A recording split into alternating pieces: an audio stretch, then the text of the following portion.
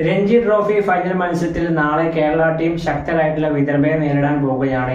നാളെ വിദർഭയുടെ സ്റ്റേഡിയത്തിൽ വെച്ചായിരിക്കും ഈ ഒരു മത്സരം നടക്കാൻ പോകുന്നത്. രഞ്ജി ട്രോഫിയിലാവട്ടെ കേരള ടീം ആവട്ടെ ശക്തരായിട്ടുള്ള ഗുജറാത്തിനെ പരാജയപ്പെടുത്തിക്കൊണ്ടാണ് കേരള ടീം വരുന്നതെങ്കിൽ, എന്നാൽ മറുഭാഗത്ത് വിദർഭയാവട്ടെ മുംബൈയെ പരാജയപ്പെടുത്തിക്കൊണ്ടാണ് വിദർഭ വരുന്നത്. വിദർഭയെ കരുൺ നായർ നയിക്കാൻ പോകുമ്പോൾ കേരള ടീമിനെ ആവട്ടെ സച്ചിൻ ബേബിയാണ് ക്യാപ്റ്റൻസി നയിക്കാൻ പോകുന്നത്.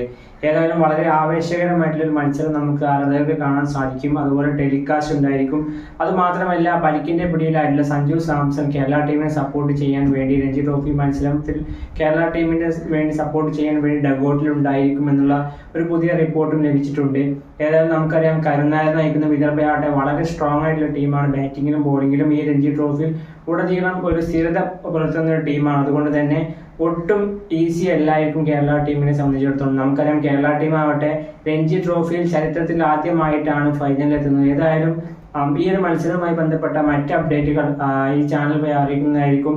ഏതായാലും കേരളവും വിദർഭയും തമ്മിലുള്ള മത്സരത്തിൽ ആര് ജയിക്കും, ആരായിരിക്കും ഇത്തവണ രഞ്ജി ട്രോഫി കിരീടം സ്വന്തമാക്കുക? നിങ്ങളുടെ അഭിപ്രായം എന്തായാലും ഈ വീഡിയോയ്ക്ക് താഴെ കമന്റായി രേഖപ്പെടുത്തൂ. ഈ ചാനലുമായി ബന്ധപ്പെട്ട നിങ്ങളുടെ അഭിപ്രായം എന്തായാലും കമന്റായി രേഖപ്പെടുത്താൻ മറക്കല്ലേ.